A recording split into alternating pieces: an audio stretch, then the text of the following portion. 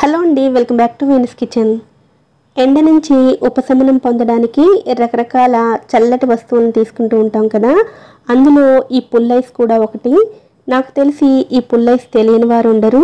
ఈ పుల్ ఐస్ని ఇప్పుడు రకరకాలుగా ఐస్ గోలా అని, పాప్ సైకిల్ అని, ఐస్ లాలీ అని, ఐస్ క్యాండీ అని కూడా పిలుస్తూ ఉంటారు. వీటిని మన ఇంట్లో చాలా ఈజీగా అందుబాటులో ఉండే వస్తువులతోనే ఎంతో రుచిగా కూడా ప్రిపేర్ చేసుకోవచ్చు. ఈరోజు వీడియోలో వీటిని చాలా సింపుల్గా ఎలా ప్రిపేర్ చేసుకోవచ్చో చూపించబోతున్నానండి. ఈ పుల్ ఐస్ని ప్రిపేర్ చేయడానికి ముందుగా ఒక బౌల్లోకి 1.5 కప్పుల వరకు నీళ్ళని తీసుకోవాలి.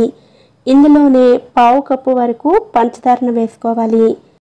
బయట దొరికే కొన్ని పాప్ సైకిల్స్లో స్వీట్ కోసం చాక్లెట్ పౌడర్ను ఉపయోగిస్తారు.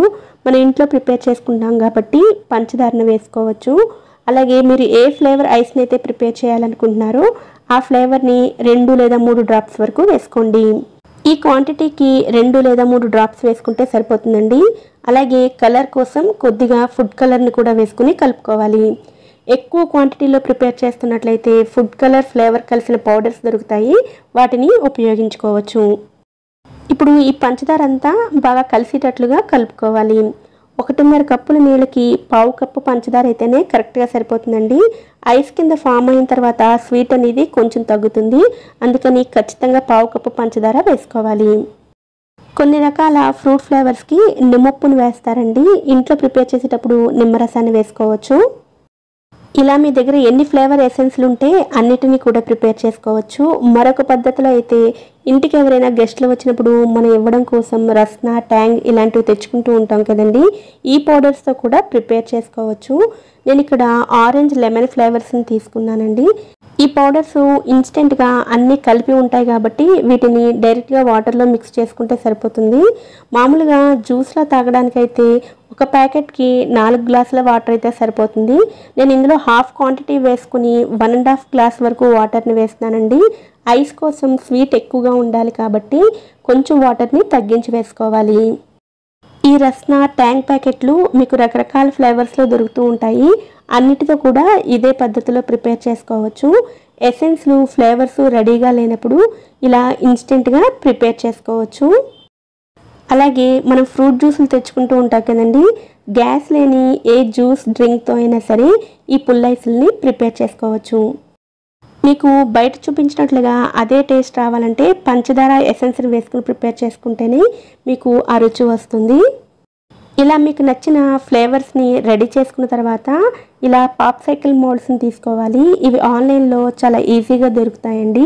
వీటికి ఉండే క్యాప్స్ని పక్కకు తీసేసుకోవాలి. ఇవి అందుబాటులో లేకపోతే మన ఇంట్లో ఉండే చిన్న చిన్న టీ గ్లాసులతో కూడా ఇదే విధంగా ప్రిపేర్ చేసుకోవచ్చు. ఇప్పుడు రెడీ చేసుకున్న జ్యూస్ని ఈ పాప్ సైకిల్ మోల్డ్స్లోకి వేసుకోవాలి. ఈ పుల్ ఐస్ తొందరగా కరగకుండా ఉండడం కోసం ఇలా ఓన్లీ వాటర్తో ప్రిపేర్ చేస్తారండి. మీకు సాఫ్ట్నెస్ కావాలంటే కార్న్ఫ్లోర్ వేసుకుని కూడా ప్రిపేర్ చేసుకోవచ్చు. కార్న్ఫ్లోర్ వేస్ట్ చేసినట్లయితే ఐస్కి స్మూత్నెస్ వస్తుంది, కానీ ఐస్ అయితే తొందరగా కరిగిపోతుంది.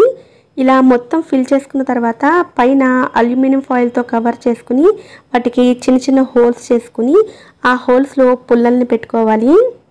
ఇలా స్టిక్స్ అందుబాటులో లేకపోతే స్పూన్ని రివర్స్లో ఉంచుకుని కూడా ఉపయోగించుకోవచ్చు. ఇలా ప్రిపేర్ చేసుకున్న ఐస్ని -డిగ్రీస్ దగ్గర ఫ్రీజర్లో 8 గంటల పాటు ఉంచుకోవాలి. 8 గంటల తర్వాత ఐస్లు అయితే చక్కగా రెడీ అయిపోతాయి. వీటిని ఇలా వెంటనే డీమోల్డ్ చేద్దామంటే రావండి. వీటిపైన ఉండే అల్యూమినియం ఫాయిల్ని తీసేసి నార్మల్ వాటర్లో 5 నుంచి 10 సెకండ్ల పాటు ఉంచుకుంటే చాలా ఈజీగా బయటకు వస్తాయి. ఈ పుల్ ఐస్లను ఈ పద్ధతిలో చేసుకున్నట్లయితే పిల్లలు సైతం చాలా ఈజీగా చేసేయగలండి. అలాగే చాలా రుచిగా కూడా ఉంటాయి. ఇంట్లో ఉండే ఫ్రిడ్జ్లను ఉపయోగించి ఈ ఐస్ని ప్రిపేర్ చేస్తాం కాబట్టి ఈ ఐసులు 10 నిమిషాల కంటే ఎక్కువసేపు ఉండవండి. వీటిని వెంటనే తీసుకోవాలి.